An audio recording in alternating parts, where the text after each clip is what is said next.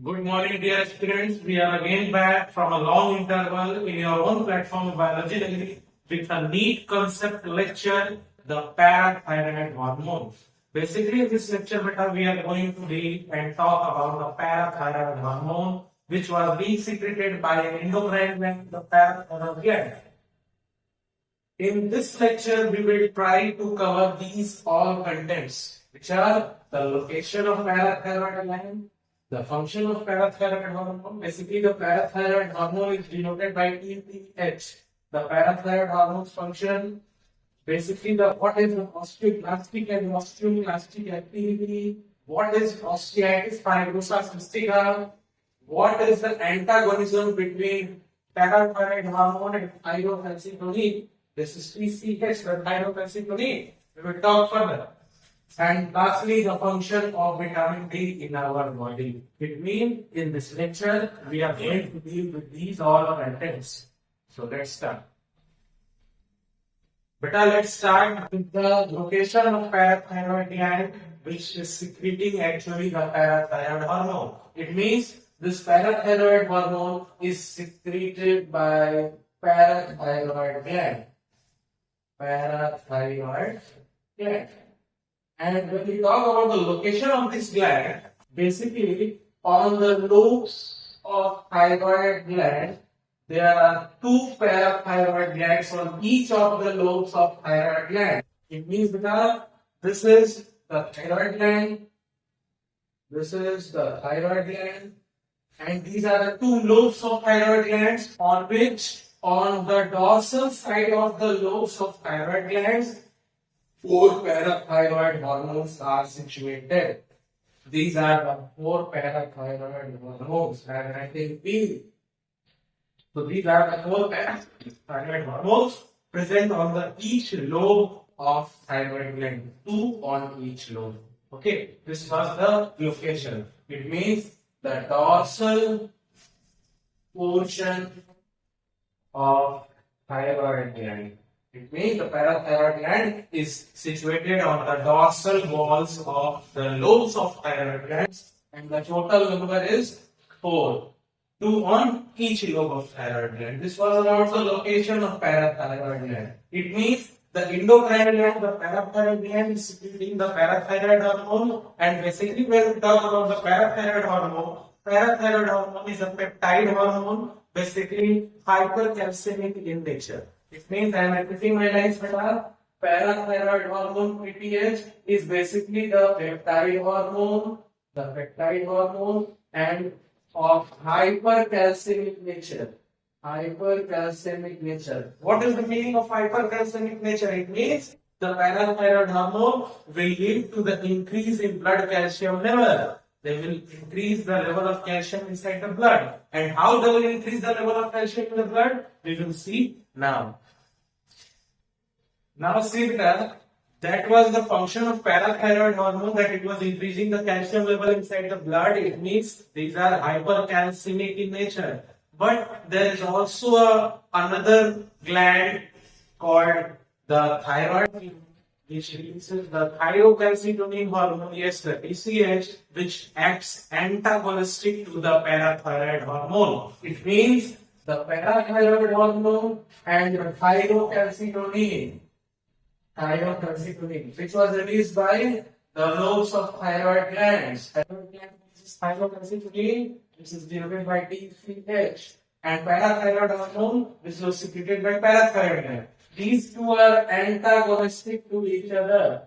Antagonistic to each other. What is the meaning of antagonistic? It means at the same place their functions are opposite to each other. This is the meaning of antagonism. It means if PTH will increase the calcium level in the blood, they will decrease the calcium level in the blood. This is actually the meaning of antagonism between the parathyroid hormone and thyrocalcitonin. Okay, this was the antagonism. Now see how the parathyroid hormone is increasing the calcium level in the blood. Now see beta how the parathyroid hormone is increasing the calcium level in the blood. Let's see. What happens? We know that the parathyroid hormone Basically, these are hypercalcemic in nature. It means they are increasing the blood calcium level. But the question is how? So let's see. There is a compound in our skin which is called 7-dehydroxycholesterol. This is a compound present in our skin when the body is exposed to sunlight. It means in the presence of sunlight, the skin's this pigment, this compound 7-dehydroxycholesterol converts. This 7-dehydroxycholesterol is a compound found in the skin.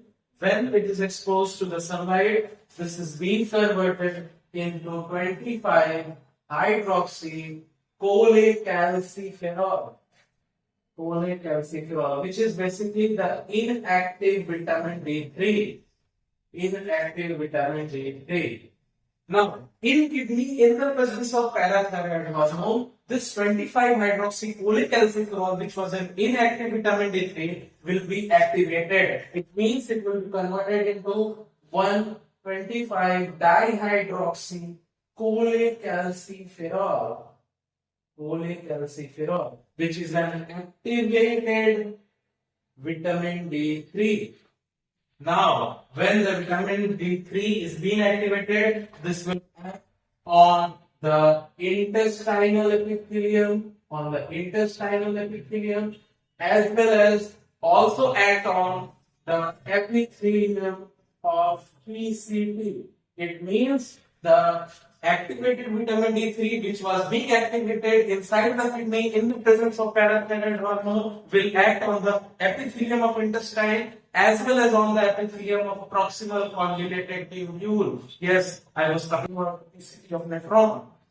In this intestinal epithelium, when it will act on the intestinal epithelium, it will lead to the absorption of calcium. Leads to the absorption of calcium. And when it will act on the epithelium of PCT, it will lead to the reabsorption of calcium. And after the absorption and reabsorption of calcium, these calcium will be given to the blood, and finally we have increased the blood calcium level, and hence proof that PTH was hypercalcemic in nature. It means PTH was increasing the calcium level in the blood. This is how the PTH increases the blood calcium level in the blood. Now we know that our bone are the reservoir of calcium. It means bone is the bank of calcium. Very large amount of calcium is being stored inside the bone. But there are two types of cells present in the bone, which are osteoclast and osteoblast. These are the two types of cells present in the bone, the osteoclast cell and the osteoblast cell. Osteoclast cell basically removes the calcium from the bone. And on the other hand, the osteoblast deposits the calcium in the bone. This, we can also say that the osteoclast and osteoblast cells are antagonistic to each other because their function at the same place is opposite to each other. It means osteoclastic activity. In the osteoclastic activity, there will be removal of calcium from the bone, and in the osteoblastic activity, the calcium which was being absorbed from the intestine and the proximal convoluted tubule will be deposited inside the bone. Okay. Now see, what will happen if there is a situation of hypocalcemia? It means the situation in which the calcium level is very much low in the blood of a human being. So let's study the situation where the calcium level is low in the blood. Now see, beta, in the situation of hypocalcemia, it means there is a low calcium level in the blood. There can be two situations with that. One situation in which a human being has consumed milk product, because we know that milk products are rich in calcium. But on the second situation, a human being has not consumed any milk product.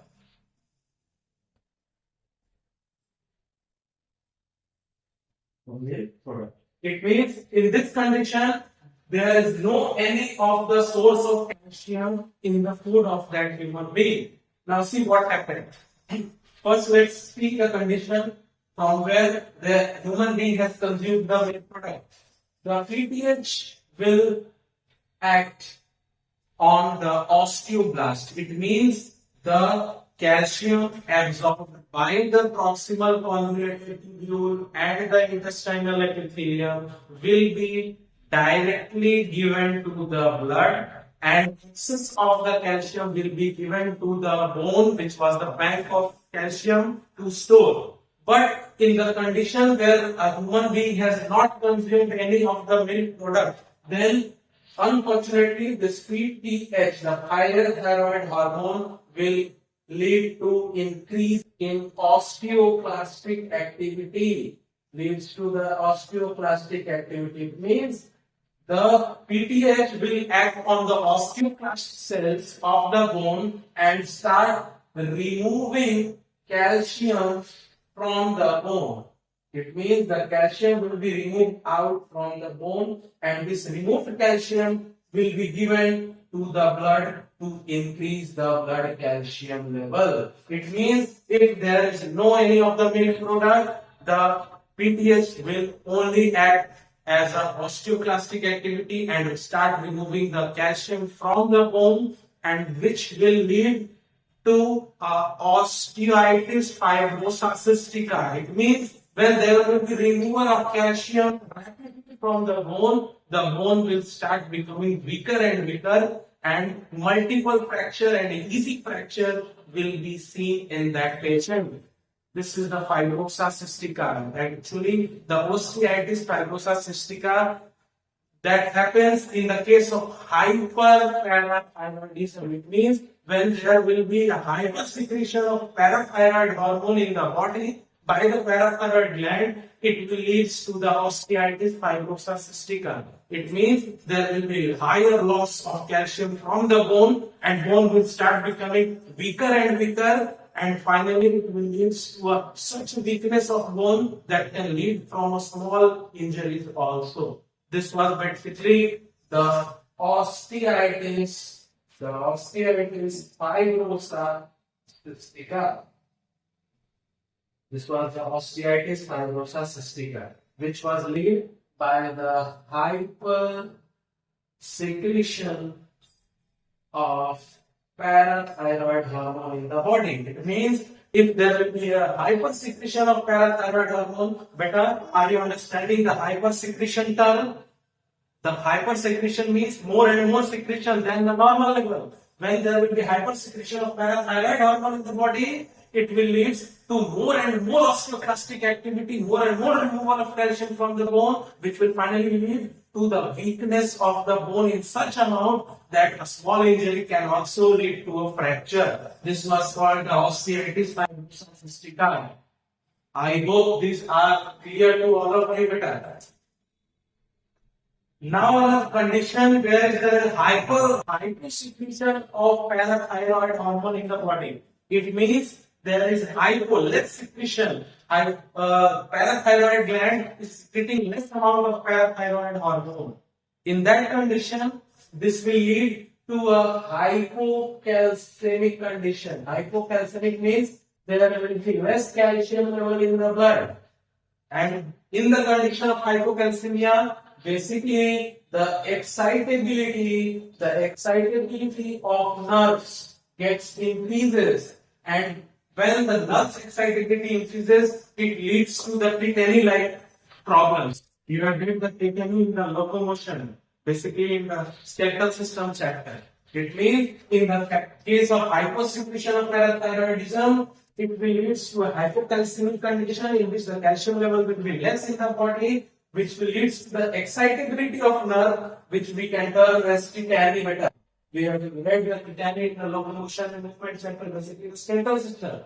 It means the hyposecretion of PTH leads to the tetany, basically the excitability of nerve, and we have already seen the hypersecretion of PTH. The hypersecretion of PTH leads to the more and more osteoclastic activities. It means more and more removal of calcium from the bone. The bones are getting weaker and weaker in such amount that small injury can also lead to a fracture and a multiple fracture, which was called osteitis fibrosa cystica. I hope both the condition of hyper secretion of parathyroid hormone and the hyposecretion of parathyroid hormone is almost clear to all of you. It means we have already discussed all the contents of this video. I hope you are very much satisfied, and if there is a raise of any question from your side, you can mention in the comment box. I will go through it. Thank you. Continue with the question.